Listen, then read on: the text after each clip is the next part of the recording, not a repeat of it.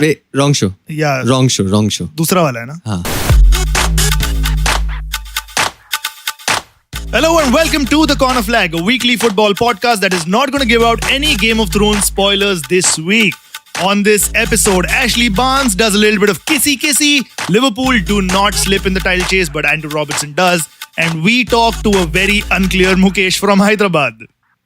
Welcome, boys, to yet another episode. Mukesh, of course, joining us from Hyderabad. He's gone there, and we decided not to omit you from this episode, but to actually get you on Skype this time.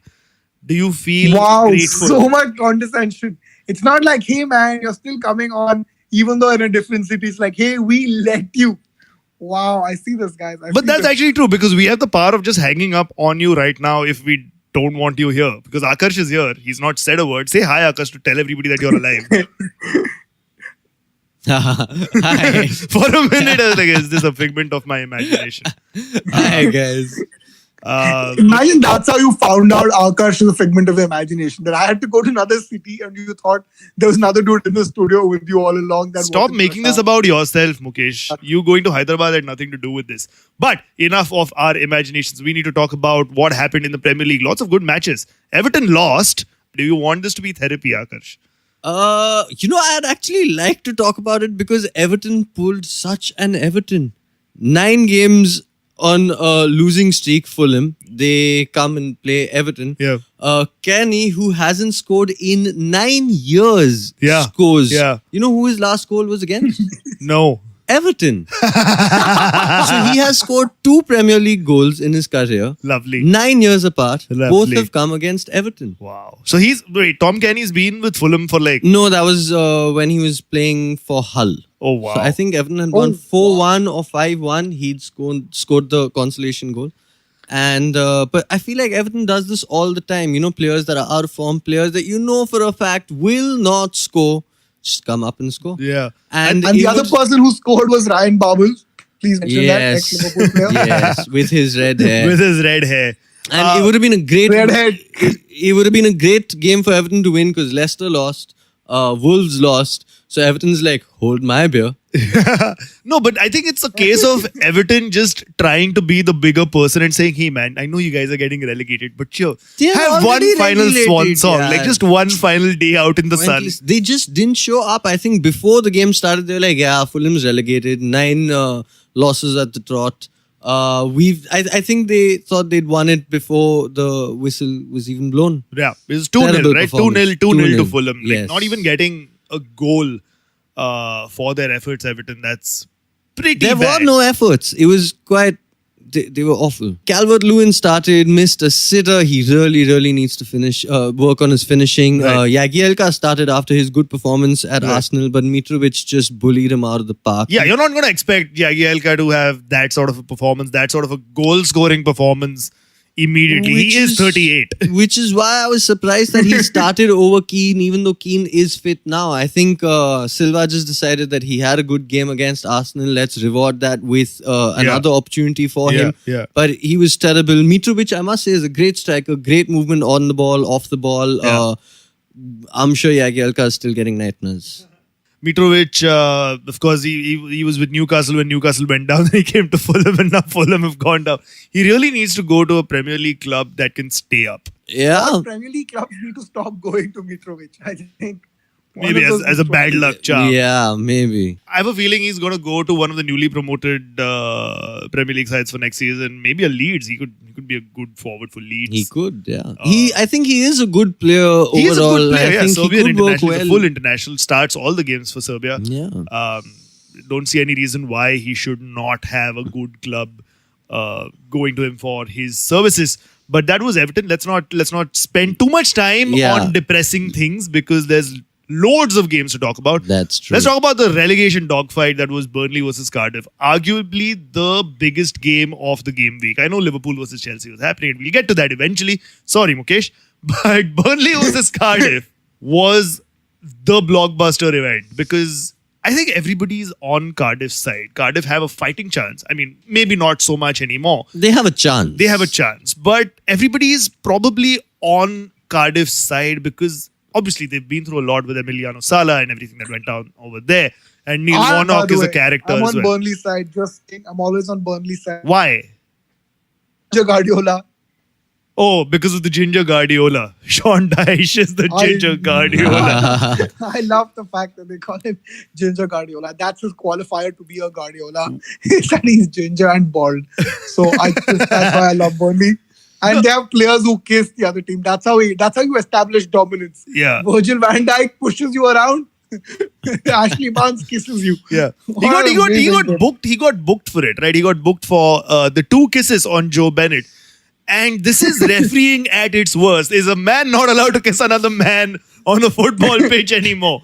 What happened to equal rights? He was like, chumma, chumma. Referee's like, yellow card. But that would have been a red card though. Yeah, I think it was Gary Lineker who said it should have been a red card. It should have been 2 yellows, 1 for each kiss.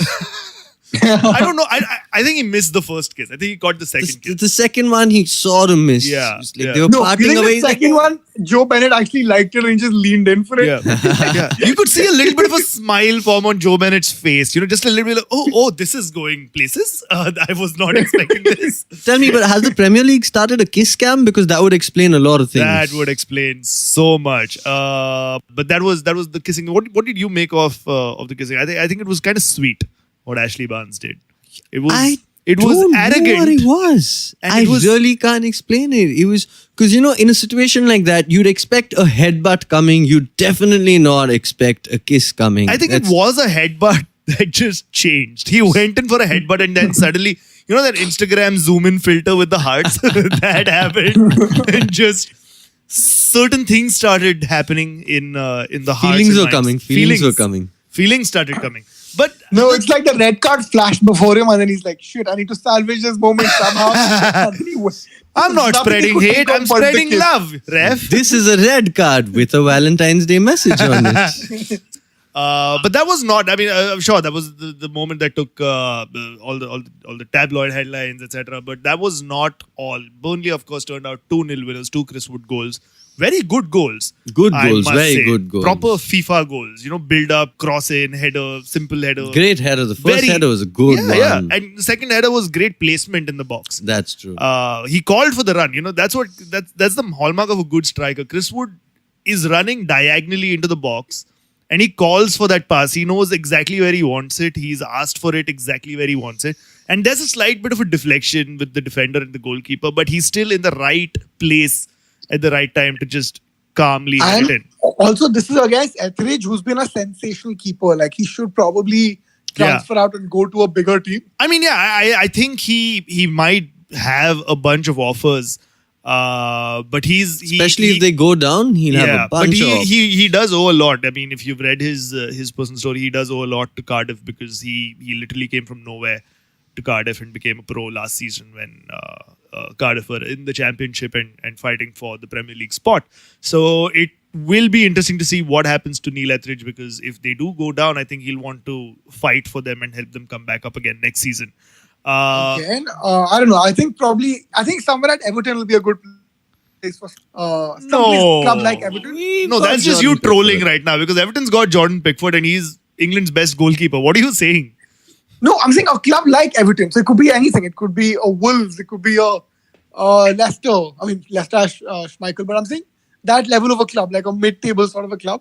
Literally all the 3 clubs you mentioned have 3 very good goalkeepers. Rui Patricio for Wolves, Jordan Pickford for England, and Schmeichel for Okay, you know what? Etheridge needs to go to Real Madrid. There you go. There you go. That's the transfer gossip that we're looking for. Real Madrid, fuck Keylor Navas and Thibaut Courtois. Neil Etheridge is where it's at. But it wasn't just about Ashley Barnes' kiss and Neil Etheridge's options elsewhere after Cardiff get relegated. I think bad refereeing decisions are just turning out to haunt Cardiff. Because we saw that for Azpilicueta's goal in the last game against Chelsea, which was blatantly offside, was not given, which completely turned that tie and Cardiff lost.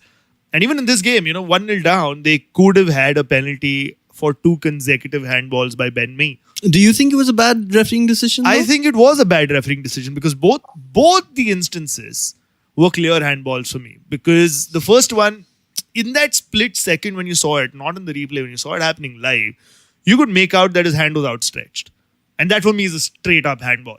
You know, my problem with this is that I don't really understand what a clear handball is, because I agree the hand was away from the body and the ball definitely struck the hand, but it was shot from about 2 feet away from him. Right. So it wasn't like there was any movement of the hand. There was nothing he could have done to get the hand out of the way. Right. And with the second instance, it hit his head and then went onto his hand. So again, it was just a deflection. There was nothing he could have really done about it. I think even that is a straight up handball for me, because it was just his awkward body positioning when he went up for that header. I actually think the problem is it's left up to the referee to justify intent, and that's where it obviously gets a little tricky, right? But who else would Right. justify intent? He's the No, referee. so I'm trying to say that in this case it's justified, even though I didn't like the way it went down and the fact that he gave the penalty, then consulted, and then changed his decision much later. But I think maybe there should be a relook at the idea of what a penalty is itself. I think maybe all handballs should just be given as penalties. Exactly. I don't know, because this is too vague a space for me, and this is going to lead to a lot of trouble, because as you have more VR coming in, more technology coming in, it's going to make referees look even more foolish. Yeah, we made that point in the last episode as well, and you're absolutely right. Like next season, VAR, Cardiff gets 2 good decisions go for them, and probably the tie turns out different, and probably Cardiff stay up in the league. But this season, that's not happening, and Cardiff are most likely to go down. What do you think? Cardiff will go down? Well, it was a big win for Southampton this weekend. Yeah. They've managed to get away from the relegation spots. Yeah. It's not looking good for Cardiff. And, you know, handballs aside, this game, they had a lot of chances. Arthur had a couple of good chances. Hoylett had a couple of good chances. Yeah. If you Hoylett want to missed a stay, sitter. he missed a sitter. If you want to stay up in the game, of course you need a little bit of luck when it comes to refereeing decisions. But when you have chances like those in games that are as important as these, you have to finish them. You have to put those balls in the back of the net. And if you don't, you're always going to struggle to stay in a league as competitive as the Premier League. So I agree that they've had quite a few refereeing decisions go against them, but I feel like they've just not done the basics right to stay in the Premier League. And I feel like unless that changes, Warnock can complain about the referees as much as he wants, but he needs to get his players to finish balls as easy as the ones that Hoylett had. I would have missed that though, because You would have missed anything. I mean, that goal that Junior Hoylett could have scored, if I was in that place, I would have done exactly the same thing. And that's saying a lot about Junior Hoylett. If you had taken that shot, it would have probably gone out for a throw-in. Probably. But I think what that means is Hoylett probably needs to host this podcast. Better career there. Like, it's better than the championship. But speaking of bad officiating, let's talk about United versus West Ham. Oh, that goal. That goal should have been given. West Ham should have drawn level. Yeah, that was a horrible run. Felipe Anderson he had a very good game. He did have a good game, and it sucks. I mean, we got lucky, and even Pogba said that post the game, we got lucky. Very fortunate to walk away with 3 points. Very, very fortunate. And, you know, I've always said about United, like even in the Ferguson era, it wasn't like we played brilliantly week in, week out. There were games where we struggled, and we had to really find our feet and, you know, get the 3 points somehow, and we managed to scrape those 1-0 wins or whatever. But we still got those wins.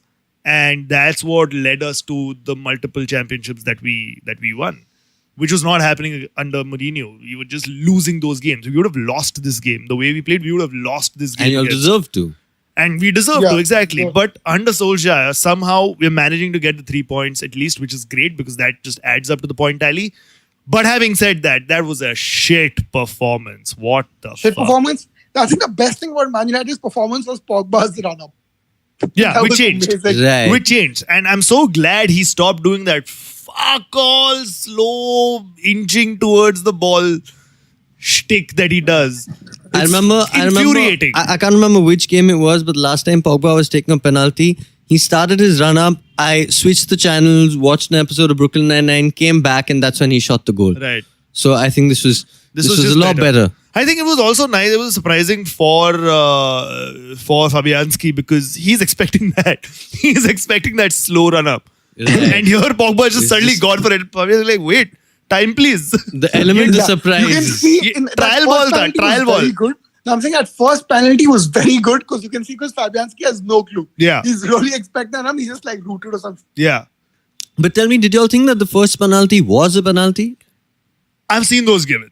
It was tough, but It I was a have seen soft those. one. No, I'd say it was soft. It was soft, but I still think it was a penalty. It was a penalty for me. It was definitely a penalty. I think there was enough contact made. There was enough of a key. Yeah. It was soft though. I'm not saying It it was a was clear-cut soft. penalty. It was a soft penalty. I've seen those not given as well. But like Pogba said, luck was on our side this time.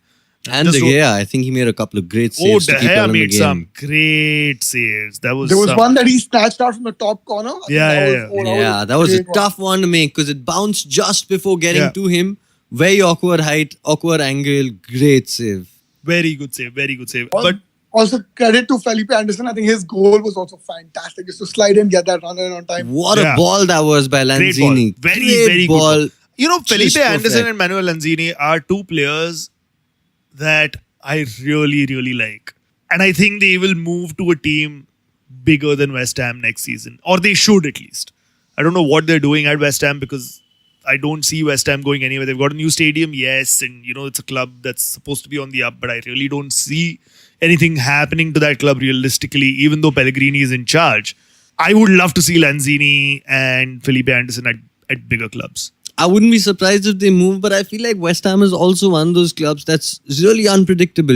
They have a couple of really good seasons, like the one that they had with Payet in their team. Yeah. It's very unpredictable. You Very, can yeah. just never say where they're going to end up. That's absolutely true. That was West Ham versus United. Of course, the De Gea and Solskjaer are both saying that we were lucky that West Ham is in Barcelona. And when statements like these are put out in the media, as a fan, I don't know how to react to this.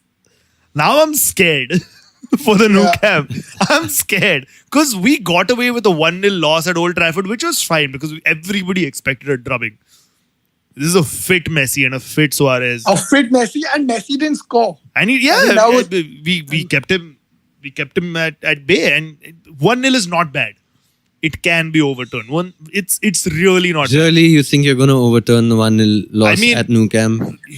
Hey, you know what? I'm going to support Man United for the next 1 week or so. But I want them to win against Barcelona. I want them to win against Man City. I'm really pro Man United. I think for the next 1 week. You go, man. You do it. You believe what you have to believe in. Let's quickly talk about Tottenham versus Huddersfield. Nobody debated the result. 4-0 victory for Tottenham. But the first hat-trick at the new Tottenham Hotspur Stadium is not Kane, not Son, not Dele Alli, not Christian Eriksen, but Lucas Moura. And not Llorente. Hello, please. How can you forget my and not Fernando Llorente. Llorente had a great chance though. He had a great game. He had a great assist. He had a couple of great touches. Yeah, he had that one shot on goal where he controls the ball on his right leg, and the ball comes and controls it on his right leg, and before it lands, he volleys it. It was Lucas's day though. It was Lucas's day because 3 fantastic goals. But Very let's good get to that in a goals. bit because the first goal was Victor Wanyama. Who would have thought? And a great goal at that. Great goal, yeah. Lovely run. Decides to, just shimmy past the defender and the goalkeeper and slots it in. It was beautiful to watch. Very impressive. And you couldn't help but take another look to see if it was actually Wanyama that scored. Because that's not a Wanyama goal. I feel like Wanyama scoring a goal in itself is It's what? a big deal. Exactly. Wanyama It's not a scored? Wanyama goal. Exactly. Yeah. For a minute, I was like, are you sure this is not Moussa Sissoko? Who doesn't No, score? who doesn't anyway, score but either. I would believe Sissoko scoring over Wanyama. I think Sissoko, he would probably be able to shimmy past the defender, dribble around the keeper, and then he'd put it out. Moussa Sissoko is my spirit animal. But all of Tottenham's games as the season ends, lots of them are at their new stadium, and the Premier League planned it in a way that their home games are towards the second half of the season so that they can have them at their new stadium. And I don't really know if that's fair. They've It's got the not. home It's advantage really for the not. last leg of the Premier League. It's an important run in for a team Very that is up important run. there in the top 3, not even top 4. They're there in the top 3. And at some point were also challenging for the title. So Right. Yeah, but I guess the most important game for Tottenham is next week, and that's happening away. And as a Liverpool fan, I'm really rooting for Tottenham there. anyway, that was Tottenham versus Huddersfield. And on that note, we'll be taking a quick break. We'll see you on the other side of this ad break. Stay tuned. This week's episode of Corner Flag is sponsored by Victor Wanyama. Yes, we are talking about the footballer Victor Wanyama, who has sponsored us this week, because Victor Wanyama is something you can gift your loved ones on any festive occasion for a great surprise. Right, Aakarsh? Absolutely right. I'm really surprised he sponsors us, but here we go. I was really surprised he was in the Tottenham team, but there we go. He scored a goal. Who would have thunk it? Who would have thunk it? Surprises everywhere. So do yourself a favor, listeners, and go out and get a Victor Wanyama today. Welcome back, everybody. That is actually a product that has actually given us money for this week. So go out and buy Victor Wanyamas. Let's move on to the next game that I want to talk about, which is not Liverpool versus Chelsea just yet. Oh my God! How long are we going to do I'm this? saving the best for the last, Mukesh. You have to give me that much. But before we get there, let's talk about your title rivals. Let's talk about Man City versus Palace. 3-1 winners, Man City. Raheem Sterling with 2 goals, and Jesus with 1. Sterling missed a sitter though. Yeah, first 10 minutes. Yeah. Again, Junior Hoylett, Raheem Sterling, Amogran Dive. Same pedigree in front of goal. Sure. Yeah. There's great podcasting careers out there for 2 of them. But he also tweeted about it, right? Like, miss 1 and score 2. That's how it's done. You know, a little bit of arrogance coming there, and fairly so, because he gets attacked on social media for And anything on the he does. pitch. And on the pitch. And on the pitch, for and anything he he does. also been through a lot of racial abuse too, right? And he had, he said like He has. he'd rather respond by scoring. So Exactly. good for him. And it's just, I know he's from a rival team, and before that he was with another rival team, but he's for the English football team. England is also a team that Just finding anything to connect. okay. Are you seriously saying that the 3 of us who are on this podcast are not fans of the English football team? No, we are, but I'm saying that's the level. You can just say you like him. You don't have to be like, No, I'm saying oh, I hate him. that's what I'm saying. It's great for English football that Raheem Sterling is developing the way he is, because he's only 24 and he's hitting peak form right now. So I can only imagine where he goes from here. He can only get better now. He can only get better. Of course, unless he gets worse. This is Michael Owen signing off. I mean, okay, I don't want to take attention away from him, but I also thought a lot of how good he was because Kevin De Bruyne played amazingly well. What a game. What a Blinded game of De a game. Bruyne had. And I think And- the link-up play between De Bruyne and Sterling is really shining. And the more time they spend together, it's really shining. I read a piece about this where De Bruyne actually said he thought Sterling would be a bit of a dickhead when they met in Who 2015. Who doesn't think Sterling can be a bit of a dickhead?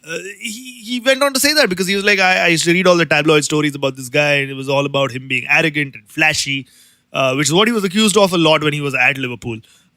Some might say unfairly so, and some might say fairly so, but whatever. He was accused of being very arrogant and flashy. And when he came to Man City, which was around the same time De Bruyne came, De Bruyne was like, I read all these reports about him, and I thought he'd be a bit of a dickhead. And it turns out he's one of the nicest, humblest people I know. And that's really sweet. You know, their kids play together. It's really sweet when there's this family intervention, and it shows on the pitch. It's beautiful. But I also feel like when he was at Liverpool, he was a lot younger. He was a teenager. He made it big really early. So it's hard for someone that young to deal with so Absolutely. much fame and have such a meteoric rise. So Absolutely. I feel like he's maturing. His game's getting better. He's getting a lot more level-headed, and which is why I feel like he can only get better because Exactly. he's sorting his life out now. And exactly what you And said I feel like is winning things is making him a lot more humble in this weird way. Yeah. Because I feel like Right. Liverpool, he was a lot more restless. Rodgers wasn't doing much for him. because he was at Liverpool. Yeah. Guys, just stop it. No, but yeah, I think I'm glad that he's No, good for him. He's worked under Guardiola, and it sucks that he's there. I still hold a little bit against him that he went away, And I feel like I would have loved to see him in the current crop of Liverpool players.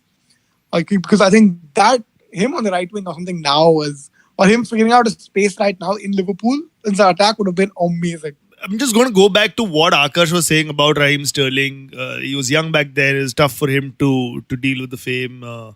And he made some bad choices. I think it's exactly what can be said about all of us on this podcast and this podcast as a whole. We were very young. We made some stupid choices, but we're finally finding our feet, and we can only get better from here, or worse, as Michael Owen would say.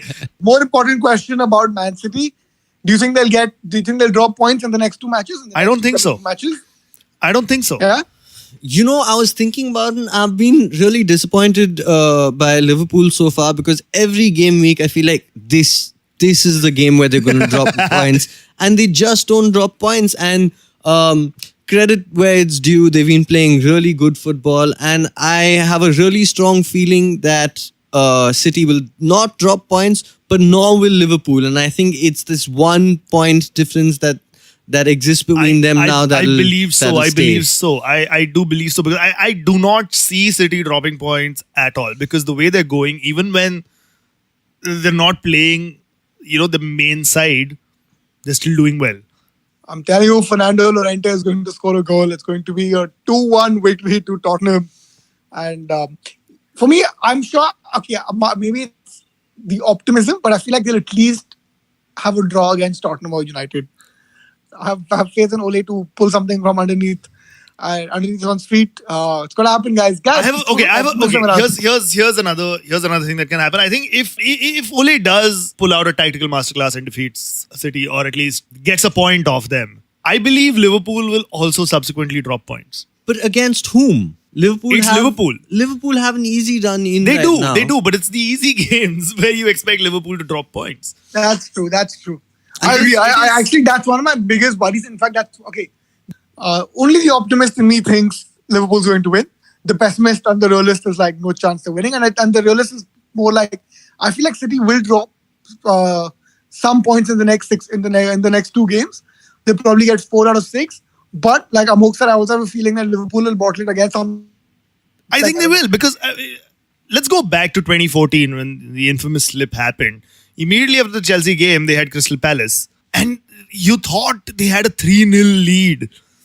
And That they were game going to was see done it and through. dusted. And the ghosts of Gerrard's slippery past were put to bed. But not really. They bottled a 3-0 lead to draw the game 3-3. And that was effectively the end of their title challenge. And I can see that happening again because Liverpool, for me, just does not seem like a club that can go all the way. No, I They're feel like very good. you're being unfair there. I feel like They're because very good those are also two different Rams. clubs. That was a team that was stumbling its way through. This is a team that doesn't look like it's stumbling. This is a team that had a stumble, I think, about a month or two back. They had a little bit of a lull. Yeah. But I think this team is a lot stronger, a lot more confident, a lot calmer.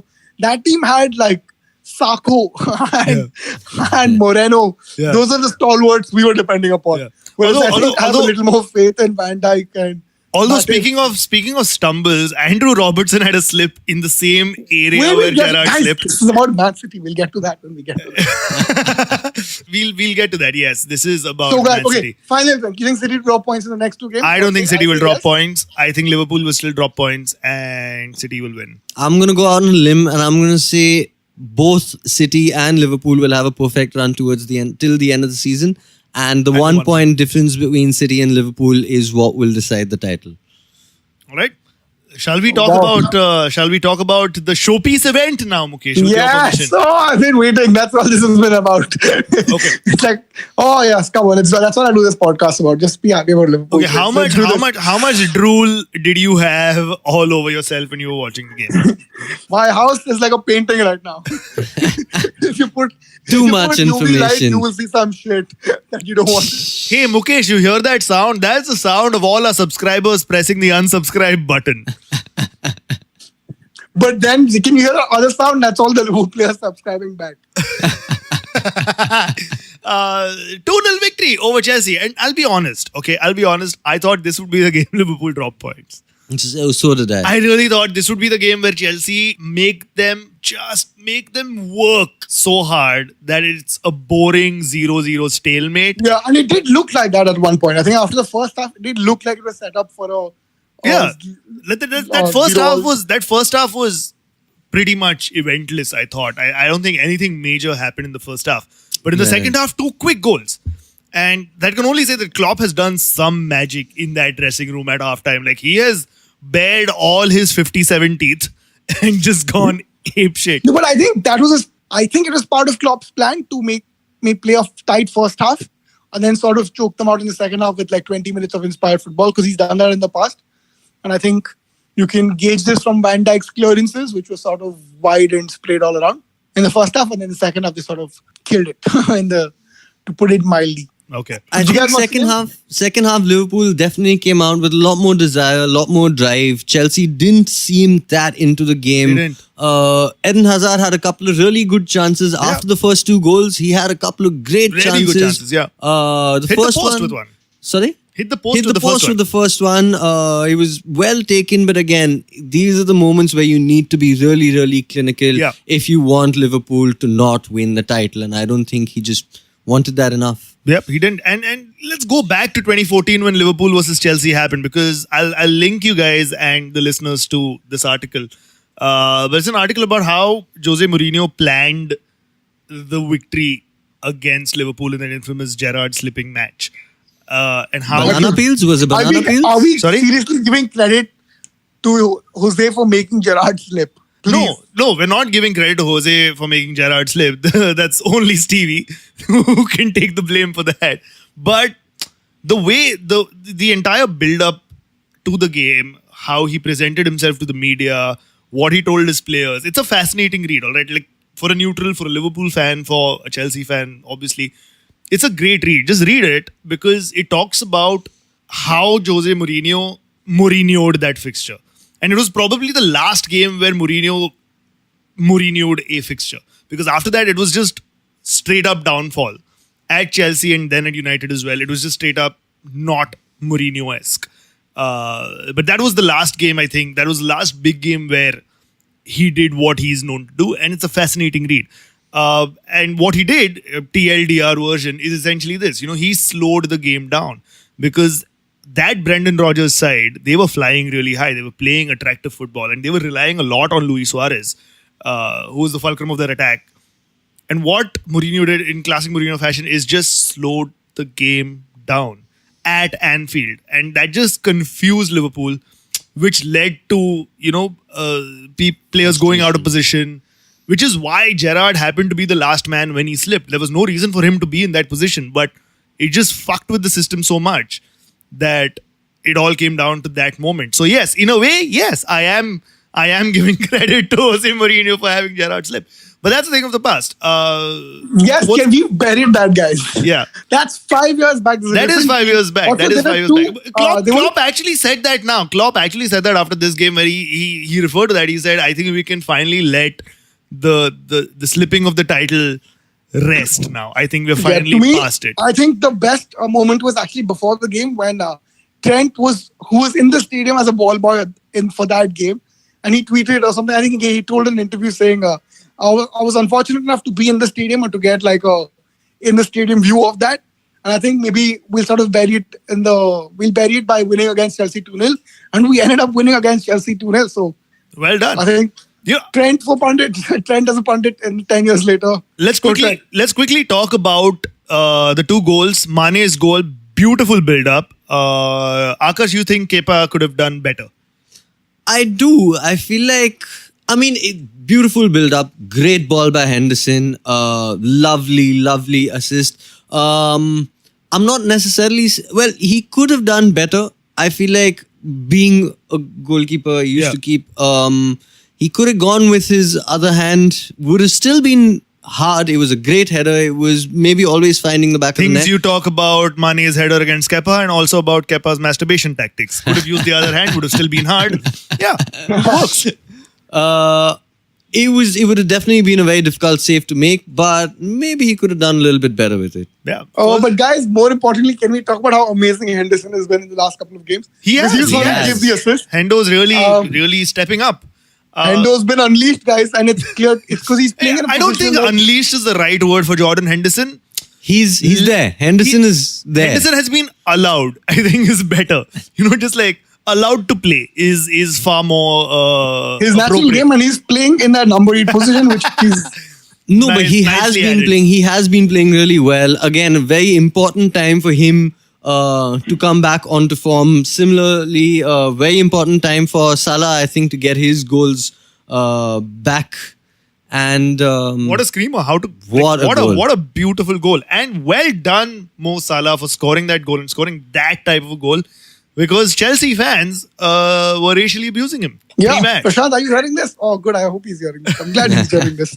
He's giving you the Chelsea finger, fans- which is a lot milder compared to what the other Chelsea fans were talking about Salah. But they were talking about Salah being a suicide bomber. Which is Right. just disgusting behavior. It's just not. that's Chelsea fans. for That's you. Chelsea fans. Some of the most racially abusive fans in the Premier League. And Yeah. well done. Full credit to Mo Salah for putting in that. And not only shift. Salah, even Sadio Mane, both Muslim scorers. I think Yeah. a great way to shut the fans up. Yeah, absolutely. Yeah, they bombed that net.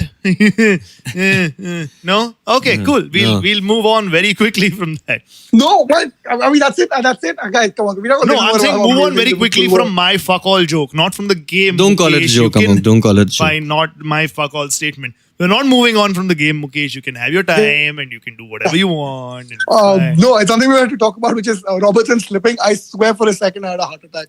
And then I saw Higuain, and I saw Higuain, and I'm like, yeah, he's no Demba Ba. Yeah. This is good. He's I'm okay. way slower and fatter than Dembaba. Because Robertson slipped around the same place where Gerrard slipped. It was a similar position. But Virgil and Matip, I think, were on hand to kind of track back quickly and close down. On hand. And also, there was also another moment. I think, remember we talked about Hazard playing really well. And I think it's because he had Matip in his pocket when he was playing on the left, right? Where he's more comfortable. Right. Yeah, because Uh, in a one-on-one between Hazard and Matip, we all know who the winner is going to be. Yeah, and I think after the time when Alisson saves and Van Dijk clears it, you can see Van Dijk yelling at Matt. Yeah.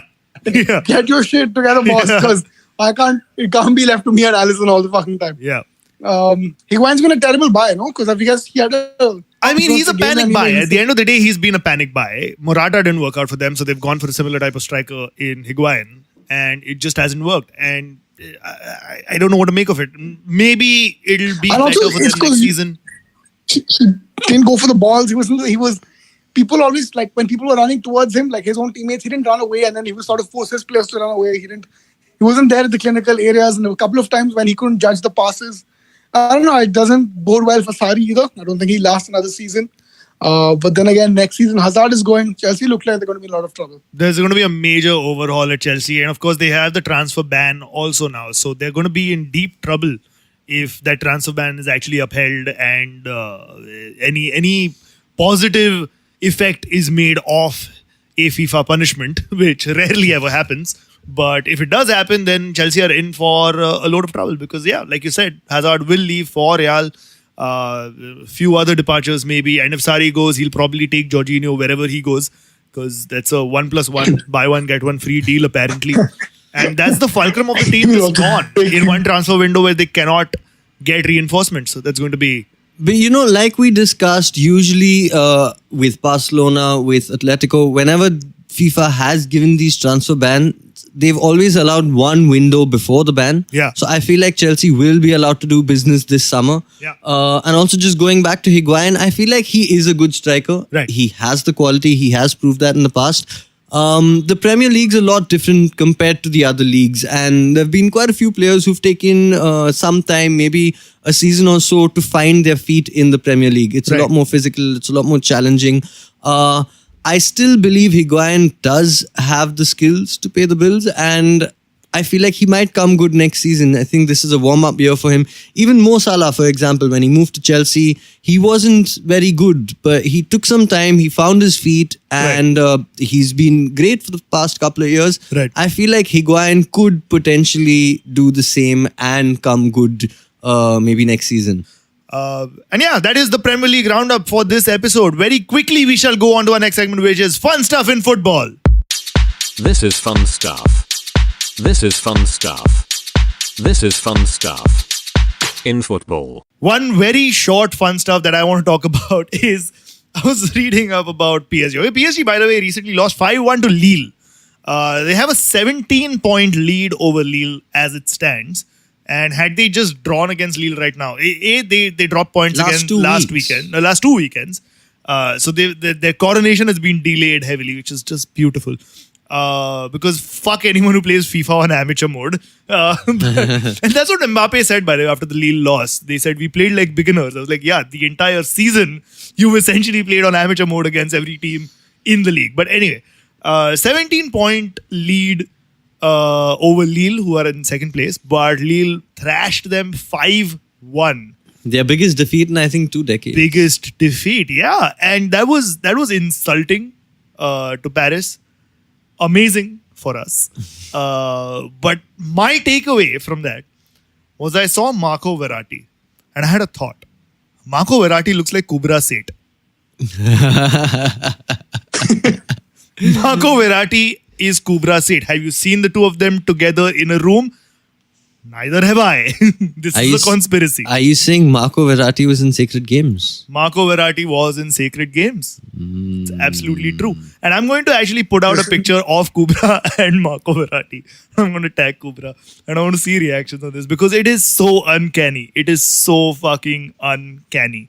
But yeah, that's essentially all I wanted to say about this. I literally asked for you guys to hang on for one more segment with the packaging and everything just so I can tell the world or the 20 people who listen to us that Marco Verratti and Kubra Seth, same person. If I think there's a conspiracy, and if we need to put these rumors to rest, or we need to see Kubra and Marco in the same room at the same time. Let's make it happen, people.